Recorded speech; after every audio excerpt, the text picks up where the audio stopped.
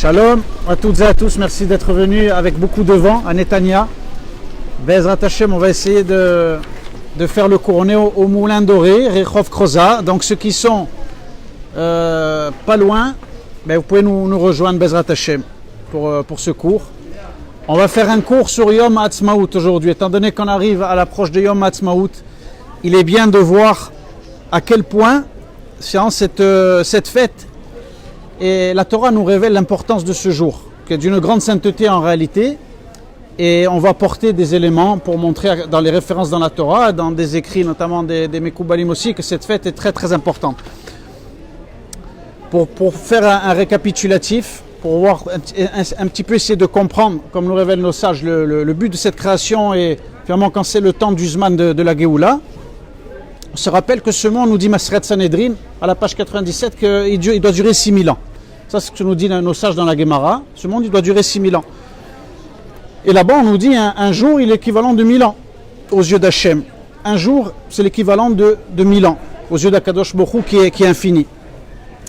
Et après cette étape des 6000 ans, on nous parle du dévoilement du Mashiach.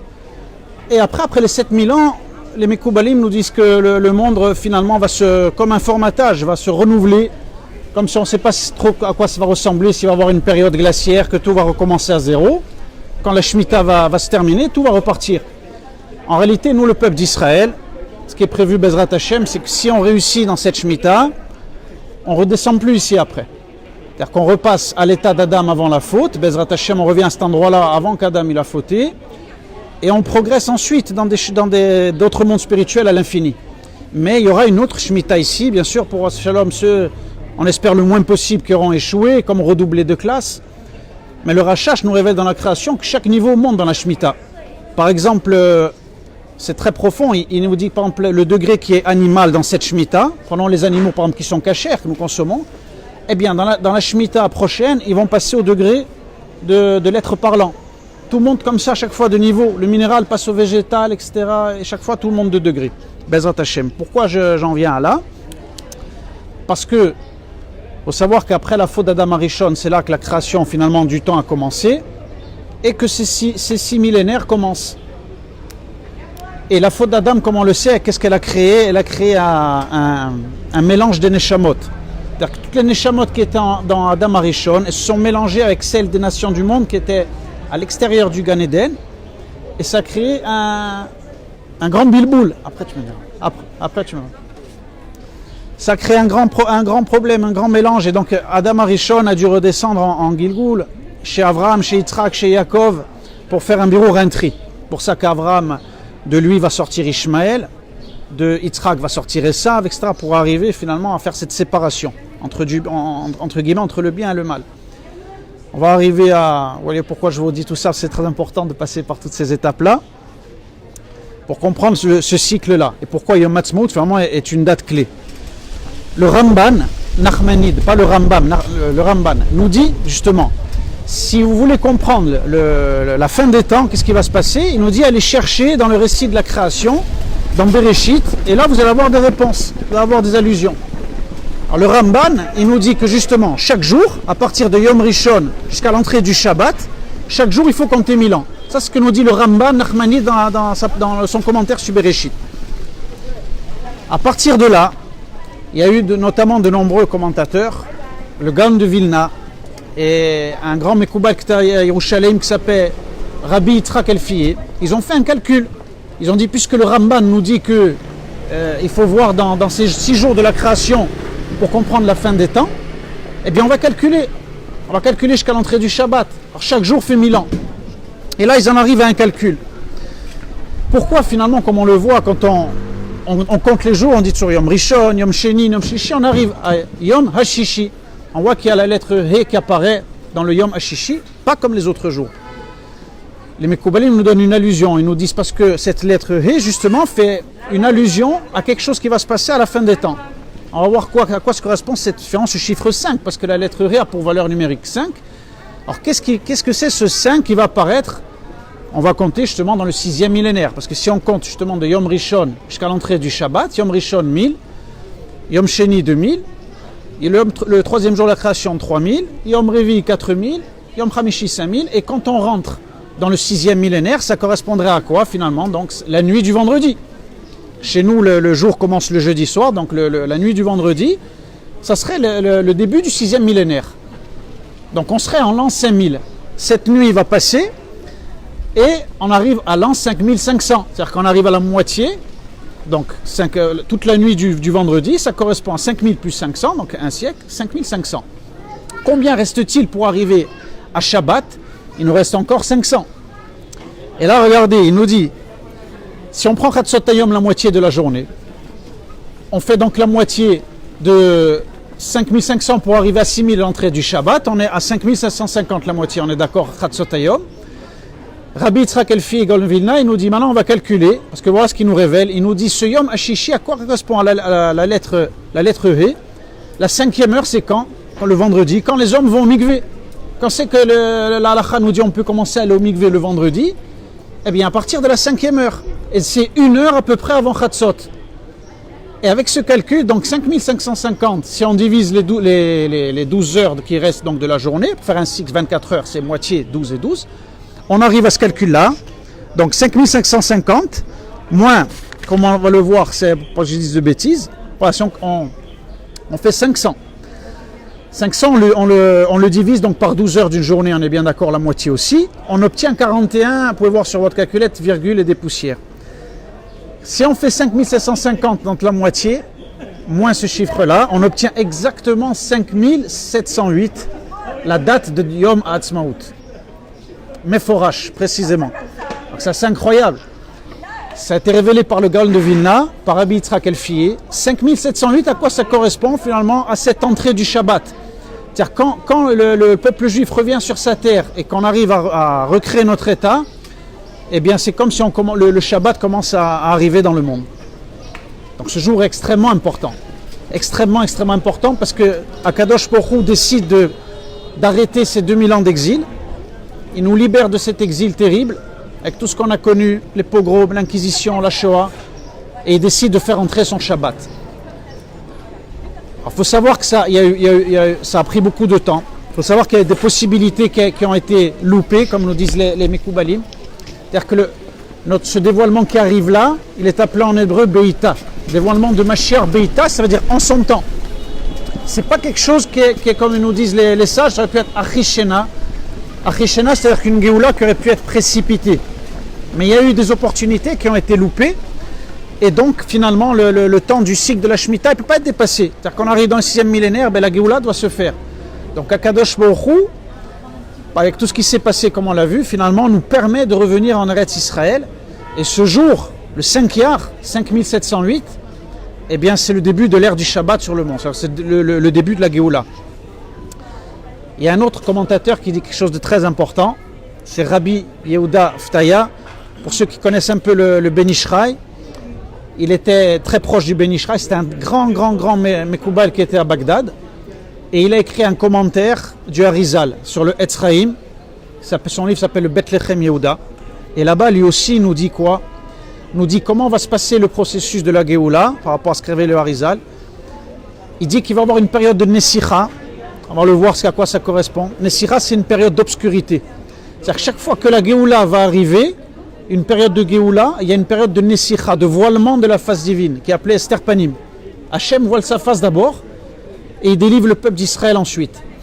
Et donc Rabbi Yehuda Ftaya nous parle de cette Nessicha. Il nous dit que c'est un dos à dos, comme les chérubins dans le Beth Amikdash.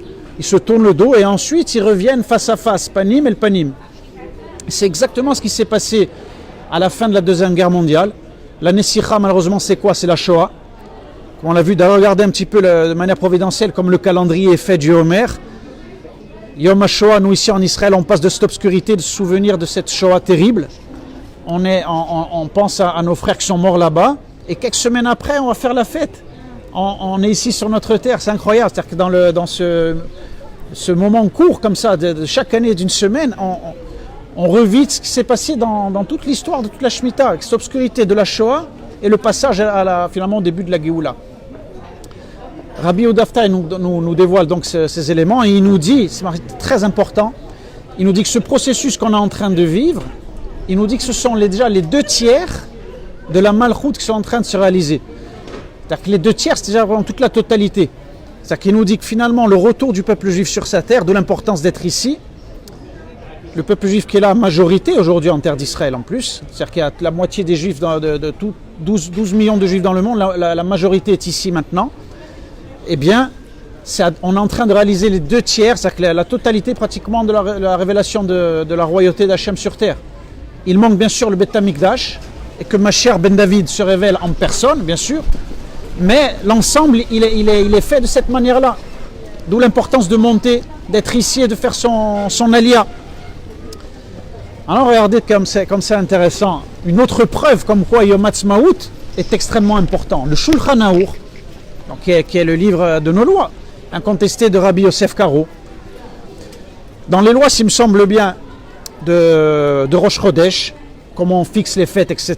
Le Shulchan Aruch, il nous dit quelque chose de surprenant là-bas. Pourtant, on parle d'Halachot là-bas.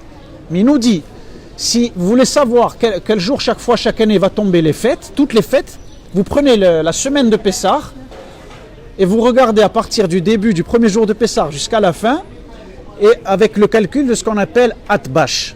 Atbash, qu'est-ce que c'est? Ça, on prend la première lettre. Par exemple, le premier jour de Pessah, je ne sais plus quand c'est qu'il est tombé cette année. Il correspond à la lettre Aleph.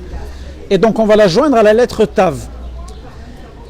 Et donc, le premier jour de Pessah, si on regarde, et qu'on le fait avec la lettre Tav, eh bien, le jour de Tisha B'Av va tomber exactement par rapport à ce premier jour de Pessah au niveau du calendrier. Deuxième jour, etc. On va regarder la lettre Bet par rapport à la lettre Shin. Quand c'est que va tomber Shavuot, on va tomber exactement sur la date. Et chaque fois on tombe, on va savoir exactement quel jour va tomber. Par exemple, si cette année, je ne sais pas, je ne me souviens plus, le début de la fête de Pessah, si c'était, je ne sais pas moi, un lundi, eh bien Tisha B'Av, cette année, va tomber aussi un lundi. Deuxième jour, Bet avec la lettre Shin, Shavuot. Si c'est un mardi, eh bien Shavuot va tomber aussi un mardi. Et Yom Ha'atzmaut, justement, quand on termine toute la semaine de Pessah, qu'on arrive à la lettre de Yom Ha'atzmaut, la lettre Aïn aussi, c'est permis avec le Zayin, il me semble, le dernier, le 7e, eh bien, le dernier jour, aujourd'hui, étant donné que je crois que c'était tombé Shabbat, on a tombé la fête de Pessah, c'était un Shabbat, là ça a été avancé, Yom Ha'atzmaut un jeudi, mais sinon, Yom Ha'atzmaut serait tombé un Shabbat, exactement comme le dernier jour de la fête de Pessah. C'est-à-dire que dans le Shulchan Aruch même, on voit l'importance du Yom Ha'atzmaut, c'est-à-dire qu'il est vraiment fixé comme jour, comme toutes les fêtes, comme Pessah, comme Shavuot, comme Sukkot. Il est d'une importance capitale et il est le siman, bien entendu, la réalisation de la Géoula sur notre terre. Donc c'est très très très important de célébrer cette fête, d'être dans la Simcha, bien entendu, même si tout n'est pas accompli, bien évidemment, c'est un jour d'une extrême importance. Il faut savoir que beaucoup, d'ailleurs, on fait tchouva par rapport à Yom Ha'atzmaut, des grands qui ne connaissaient pas l'importance. Il y a des histoires authentiques d'un grand qui était, je ne sais plus, je crois en Ukraine ou en Pologne, qui s'appelait Rabbi Yoshua Rabinovich, qui était un grand Talmid Chacham. Et donc lui qui était fortement opposé à tout ça. C'est-à-dire quand lui à l'époque on lui parlait du retour en Eretz Israël, du sionisme, ces choses-là, il était contre, mais il a dit non, c'est pas comme ça.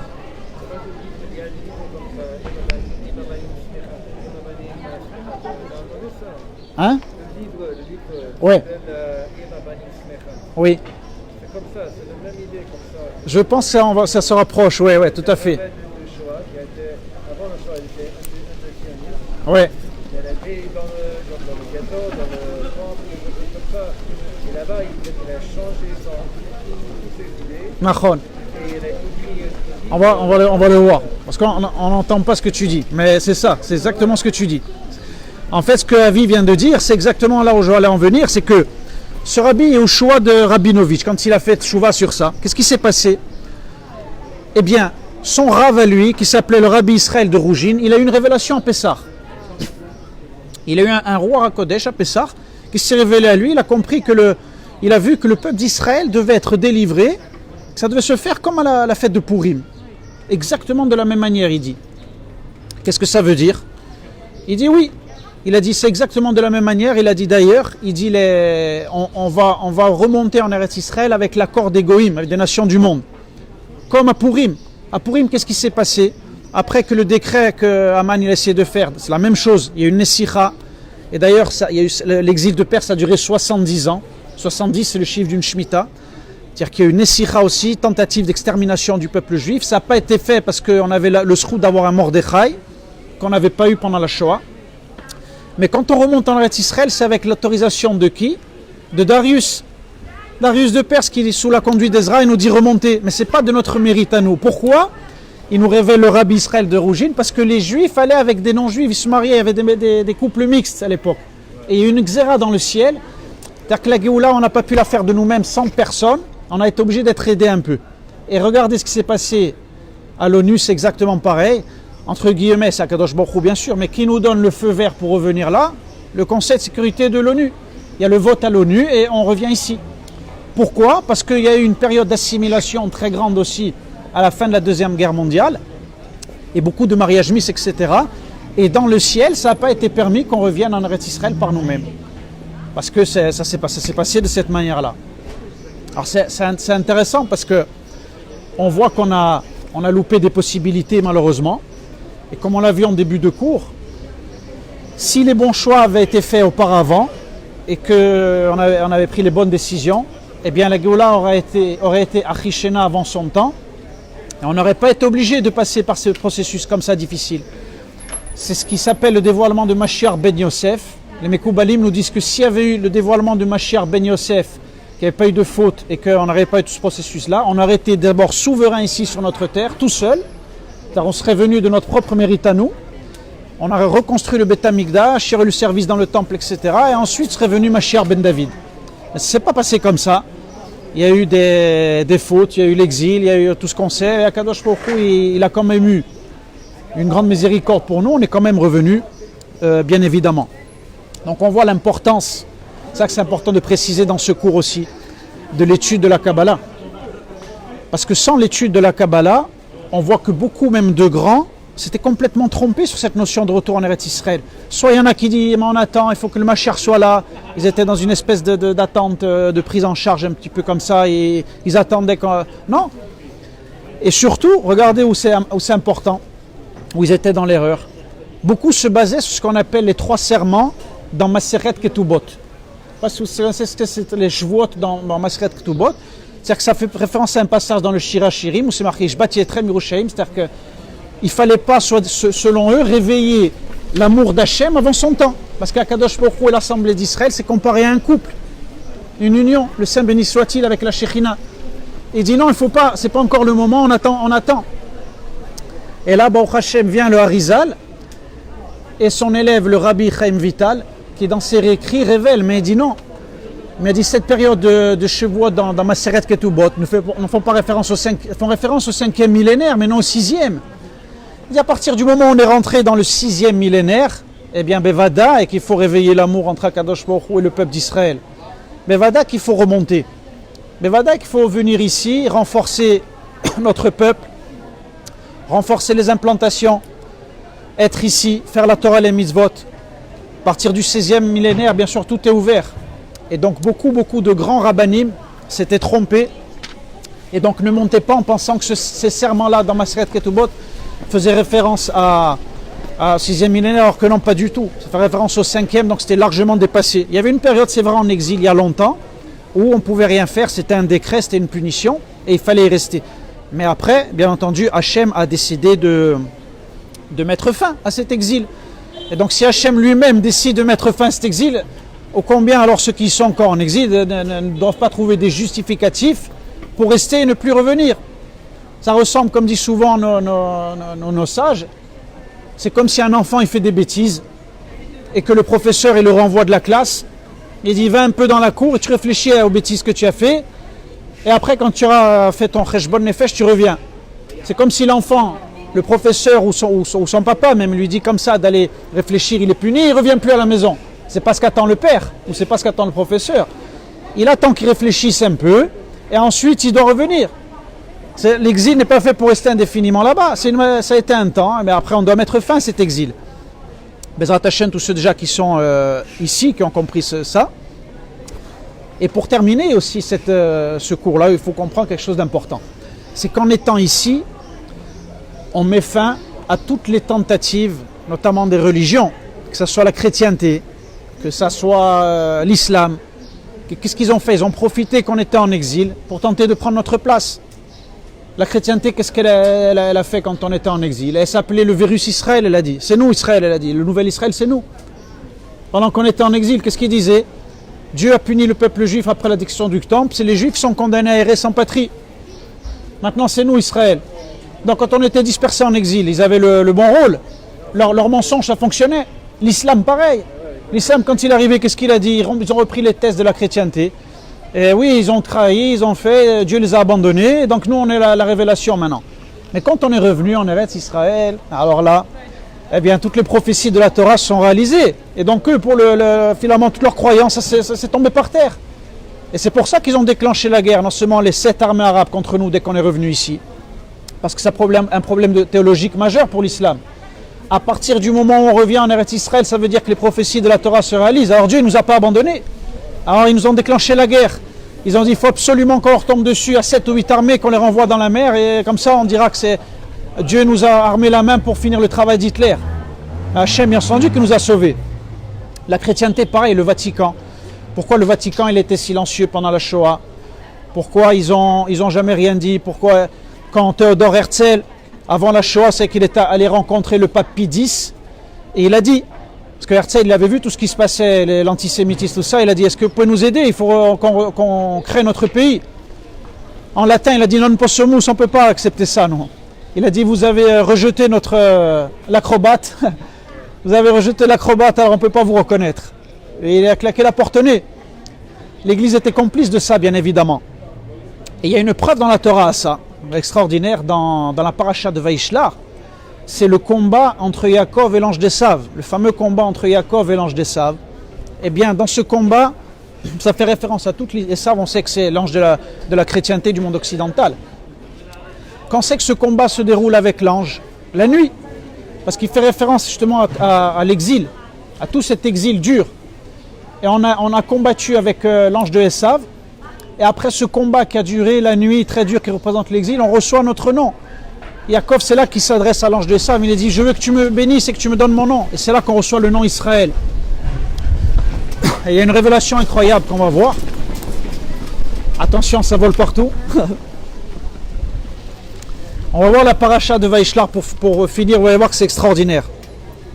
L'allusion qu'il y a dans la Torah à ce qu'on a vécu, à la Shoah et la délivrance.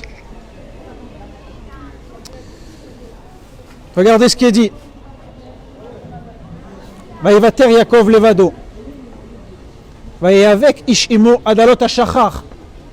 Yaakov, il resta seul avec un homme, il lutta la nuit avec lui, jusqu'à Alot hashachar. Rappelez-vous que ce qu'on a dit quand c'est Alot hashachar, le début de l'aube qui se lève sur la nuit, c'est quoi? Le début du Shabbat. Cette fameuse lettre, la lettre He qu'on a vue au début du cours. Yom Ha'atzmaut, le Shabbat commence à se lever sur le monde. Tout l'exil va durer. Et à Alot hashachar, quand le jour va commencer à se lever, c'est là que je vais m'appeler Israël. Regardez la suite, c'est extraordinaire. Donc il va être frappé à la hanche, Yaakov, comme on le sait. On va voir qu'il y a un grand secret là aussi. Et il lui dit, voilà. Ki al hashachar vayomer lo, asha'ale rachaki im merachtani. Il lui dit, laisse-moi partir et je te laisserai partir que lorsque tu m'as béni. Il est dit juste avant, parce que l'aube est venue. Et c'est là qu'il va lui dire ensuite, donc quel est ton nom? Il répondit Jacob. Et il dit, tu vas plus t'appeler Jacob, mais tu vas t'appeler Israël, parce que tu as lutté, etc., avec le divin, etc. Et donc il reçoit son nom.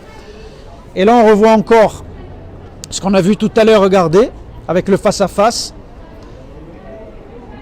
Comment Jacob a appelé ce lieu. On va aller voir.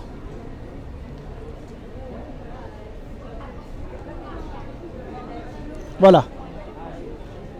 Vaikra Yaakov Shem Amakom Peniel Ki Raiti Elohim Panim El Panim. Le face-à-face que nous dévoile Rabbi Yehuda Aftaya du commentaire du Harizal, le fameux face-à-face après la Nessicha de l'exil. Eh bien, il y a le face-à-face. Le Saint béni soit-il à Kadosh Baruch Hu. Il y a le retrouvailles entre le Saint béni soit-il et la Shekhinah. Et Yaakov, quand il combat avec Esav la nuit, eh bien, c'est la fin. Toute cette fin du Nessicha, elle est terminée. Et ça y est, il dit, j'ai vu le divin face à face et ma vie a été épargnée. La Shoah, on a morflé, on a pris un grand coup, mais on a été épargné. C'est marqué mes forages dans la Torah et on revient sur notre terre. C'est incroyable. Regardez maintenant le secret qu'il y a dans le cou à la hanche. On va voir que ça fait référence justement à la Shoah. Regardez ce que nous dit le Shulchan Aruch par rapport au nerf sciatique, au guide anaché. Il dit que pour que la bête soit cachère, on va retirer 6 nerfs ressemblant à des fils et certaines veines. 6. 6, ça fait référence à quoi? Eh bien, ça fait référence à cette période, aussi, comme on l'a vu, des 6 millénaires, à la Nesicha de Zun, ce qu'on appelle dans la Kabbalah, qui est la Tiferet Malchut, qui est liée à la lettre Vav, et au chiffre 6. Combien y a-t-il eu de morts pendant la Shoah? 6 millions. Encore un autre remède. Combien a duré la Shoah? 6 ans. 39-45. Ce chiffre 6, eh bien, il est marqué méphorage dans la Torah. On voit que dans le tétragramme, dans Yud Ke Vav Ke, le chiffre 6 précède la Géoula, puisque le Shem commence par la lettre Yud, ensuite il y a la lettre He, vient le Vav, qui va faire cette jonction entre le Saint béni soit-il et la Géoula, pour arriver dans la dernière lettre He qui représente la Malchut, le dévoilement de la royauté d'Hachem sur terre. Et donc le voilement de cette étape juste avant, de ce 6, de cette lettre Vav, ben c'est tout ça. C'est juste avant le 6e millénaire, cette obscurité, ce combat de Yaakov avec l'ange des saves la nuit, ce coup qui reçoit la hanche, le guide anaché, le nerf sciatique, on retire, eh bien on est sauvé, mais c'est vrai qu'on a perdu 6 millions de nos frères, malheureusement, qui sont morts en Kiddush Hashem, pour qu'on puisse revenir. Donc c'est incroyable. Moi, chaque fois que je relis ça, je suis impressionné. Je crois que je pourrais faire encore l'an prochain le même cours dessus, parce que je ne vois pas ce qu'on pourrait dire de plus sur Yom Ha'atzmaut, tellement ces notions-là sont extraordinaires. Et vraiment, Baruch Hashem, qu'on soit tous là, qu'on se rende compte à quel point on peut remercier Hashem d'être ici, avec nos familles, Baruch Hashem, en terre d'Israël, que l'exil a pris fin, que toutes ces nations du monde ont cessé de nous faire du mal, et qu'aujourd'hui, plus personne ne peut toucher le peuple d'Israël, bien évidemment. On est fort aujourd'hui ici, on a une armée, plus personne ne peut toucher le peuple juif, il n'y aura plus jamais de Shoah, Baruch Hashem. Et au contraire, le Kiddush Hashem est en train de faire, on voit rien que là avec le Corona, les nations sont en train de voir à quel point Israël est en train de marcher dans tous les domaines, tant sur le plan économique, de tout. Et bien sûr, la prochaine étape, la plus grande, ce sera quand les nations vont voir que le modèle qui est celui de la Torah, eh bien, va les sauver eux aussi, parce qu'eux, bien entendu, ils ont construit des lois selon leur morale, selon leurs fantasmes du moment, selon leurs instincts, et donc ils sont en perte de morale et de repères complètement. Et donc la Torah va venir les éclairer. Quand nous, on va fonctionner avec la Torah ici, eh bien, quand ils vont voir que dans tous les domaines, ça fonctionne bien, la Torah, que ce soit économique, que ce soit social, que ce soit la manière de trancher la justice, ils vont voir que c'est extraordinaire, comme à l'époque du roi Shlomo, eh bien, comme c'est marqué dans les prophètes, les nations vont affluer à Yerushalayim, et comme l'a dit Zacharia, ils vont nous tenir les tzitzit. Parce qu'ils vont savoir qu'à travers cela, Israël hors la Goïm, mais aussi vont recevoir leur lumière. Merci à tous d'avoir été là, de nous avoir suivis. On espère que le son était bon. À toutes et à tous, très très bientôt. Chag Sameach, une magnifique fête de Yom Ha'atzmaut. À toutes et à tous, à très très bientôt.